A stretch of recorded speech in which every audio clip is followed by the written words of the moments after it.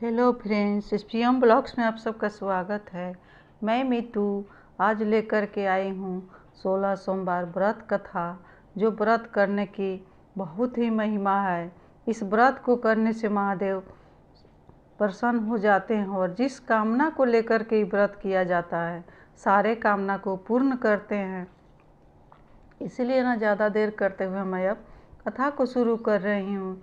एक बहुत धनवान साहूकार था जिसके घर धन आदि किसी प्रकार की कमी नहीं थी, परंतु उसको एक दुख था कि उसके कोई पुत्र नहीं था।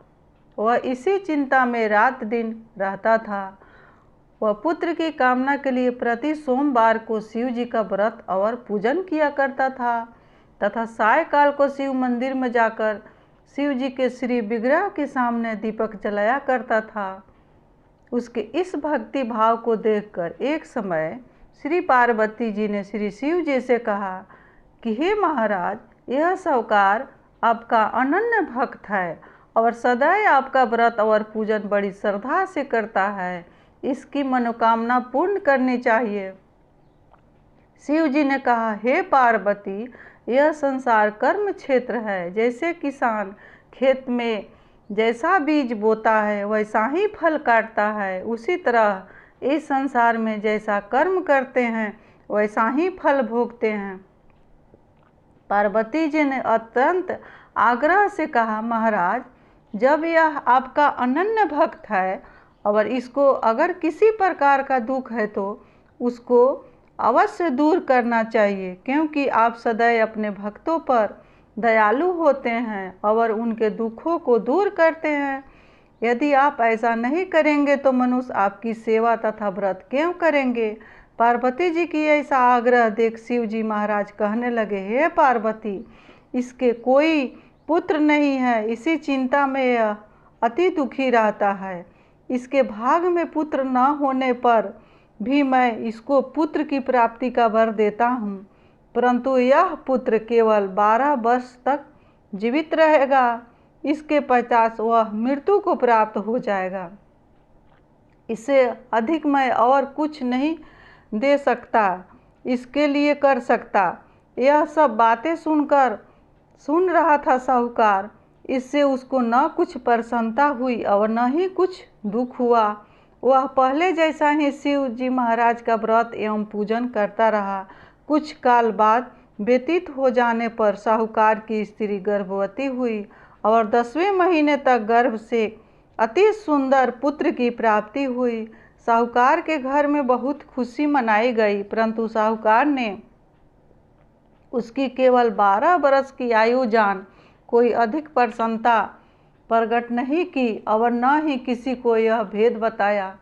जब वह बालक 11 वर्ष का हो गया तो उस बालक की माता ने उसके पिता से विवाह आदि के लिए कहा तो वह साहूकार कहने लगा कि अभी मैं इसका विवाह नहीं करूंगा, अपने पुत्र को काशी जी पढ़ने के लिए भेजूंगा। फिर साहूकार ने अपने साले अर्थात बालक के मामा को बुला उसको बहुत सा धन देकर कहा, तुम इस बालक को काशी जी पढ़ने के लिए ले जाओ और रास्ते में जिस स्थान पर भी जाओ यज्ञ करते और ब्राह्मणों को भोजन कराते जाओ। वह दोनों मामा भांजे यज्ञ करते और ब्राह्मणों को भोजन कराते जा रहे थे। रास्ते में उनको एक शहर पड़ा। उस शहर में राजा की कन्या का विवाह था और दूसरे राजा का लड़का जो विवाह कराने के लिए बारात लेकर आया था वह एक आंख से कान्हा था। उसके पिता को इस बात की बड़ी चिंता थी कि कहीं वर को देख कन्या के माता पिता विवाह में किसी प्रकार की अड़चन पैदा न कर दे। इस कारण जब उसने अति सुंदर सेठ के लड़के को देखा तो मन में विचार किया कि क्यों न दरवाजे के समय इस लड़के से वर का काम चलाया जाए। ऐसा विचार कर वर के पिता ने उस लड़के और मामा से बात किया तो वे राजी हो गए। फिर उस लड़के को वर के कपड़े पहना तथा घोड़ी पर चढ़ा दरवाजे पर ले गए और सब कार्य प्रसन्नता से पूर्ण हो गया। फिर वर के पिता ने सोचा कि यदि विवाह कार्य भी इस लड़के से करा लिया जाए तो क्या बुराई है। ऐसा विचार कर लड़के और उसके मामा से कहा, यदि आप फेरे का और कन्यादान के काम भी करा लेंगे तो आपकी बड़ी कृपा होगी और मैं इसके बदले में आपको बहुत कुछ धन दूंगा। तो उन्होंने स्वीकार कर लिया और विवाह कार्य में भी बहुत अच्छी तरह से संपन्न हो गया। परंतु जिस समय लड़का जाने लगा तो उसने राजकुमारी की चुंदरी के पल्लू पर लिख दिया कि तेरा विवाह तो मेरे साथ हुआ है, परंतु जिस राजकुमार के साथ तुमको भेजेंगे वह एक आँख से काना है और मैं काशी जी पढ़ने जा रहा हूँ। लड़के के जाने के पश्चात उस राजकुमारी ने जब अपनी चुंदरी पर ऐसा लिखा हुआ पाया तो उसने राजकुमारी के साथ जाने से मना कर दिया और कहा कि यह मेरा पति नहीं है, मेरा विवाह इसके साथ नहीं हुआ है, वह तो काशी जी पढ़ने गया है। राजकुमारी के माता पिता ने अपने कन्या को विदा नहीं किया और बारात वापस चली गई। उधर सेठ का लड़का और उसका मामा काशी जी पहुंच गया। वहां जाकर उन्होंने यज्ञ करना और लड़के ने पढ़ना शुरू कर दिया। जब लड़के की आयु 12 साल की हो गई, उस दिन उन्होंने यज्ञ रचा रखा था कि लड़के ने अपने मामा से कहा, उसका मामा ने यज्ञ रचा रहा था, मामा जी, लड़के ने मामा से कहा, मामा जी आज मेरी तबीयत कुछ ठीक नहीं है। मामा ने कहा, अंदर जाकर सो जाओ। लड़का अंदर जाकर सो गया और थोड़ी देर में उसके प्राण निकल गए। जब उसके मामा ने आकर देखा तो वह मुर्दा पड़ा है तो उसको बड़ा दुख हुआ और उसने सोचा कि अगर मैं अभी रोना पीटना मचा दूंगा तो यज्ञ का कार्य अधूरा रह जाएगा। अतः उसने जल्दी से यज्ञ का कार्य समाप्त कर ब्राह्मणों के जाने के बाद रोना पीटना आरंभ कर दिया। संजोग बस उसी समय शिव पार्वती जी उधर से जा रहे थे। जब उन्होंने जोर जोर से रोने की आवाज़ सुनी तो पार्वती जी कहने लगी, महाराज कोई दुखिया रो रहा है, इसको कष्ट को दूर कीजिए महाराज। जब शिव पार्वती पास आकर देखे तो वहाँ एक लड़का मुर्दा पड़ा था।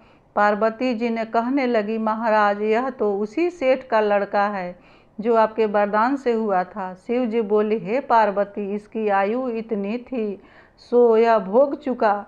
जब पार्वती जी ने कहा, हे महाराज इस बालक को और आयु दे दो तो इसके माता पिता तड़प तड़प कर मर जाएंगे। पार्वती जी के बार बार आग्रह करने पर शिव जी ने उसको जीवन वरदान दिया और शिव जी महाराज की कृपा से लड़का जीवित हो गया। शिव पार्वती जी कैलाश पर चले गए। तब वह लड़का और मामा उसी प्रकार यज्ञ करते तथा ब्राह्मणों को भोजन कराते अपने घर की ओर चल पड़े। रास्ते में उसी शहर में आए जहां उसका विवाह हुआ था।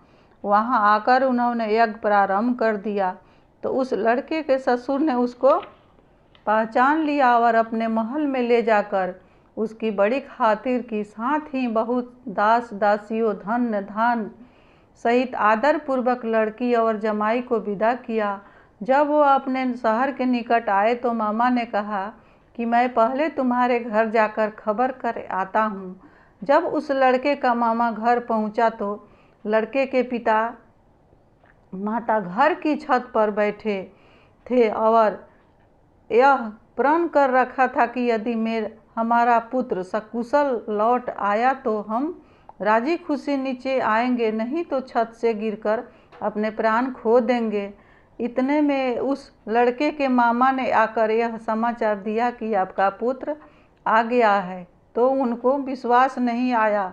तब उसके मामा ने शपथ पूर्वक कहा कि आपका पुत्र अपनी स्त्री के साथ बहुत सारा धन साथ लेकर आया है। तो सेठ ने आनंद के साथ उसका स्वागत किया और बड़ी प्रसन्नता के साथ रहने लगे।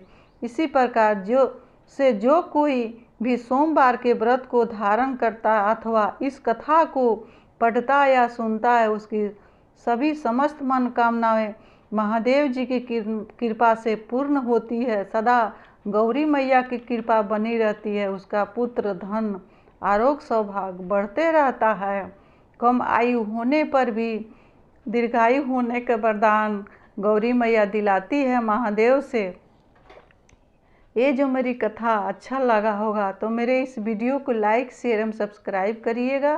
तब तक के लिए इतना ही, मिलती हूँ अगले वीडियो में। हर हर महादेव, घर घर महादेव।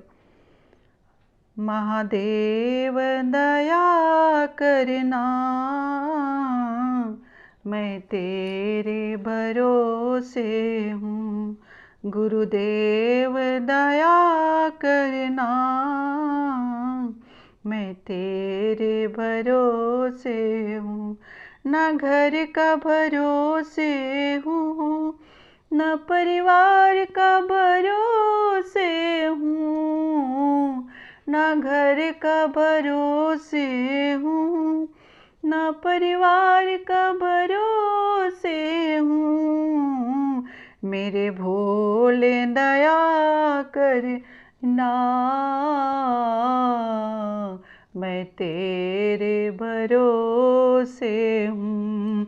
मेरे बाबा दया करना,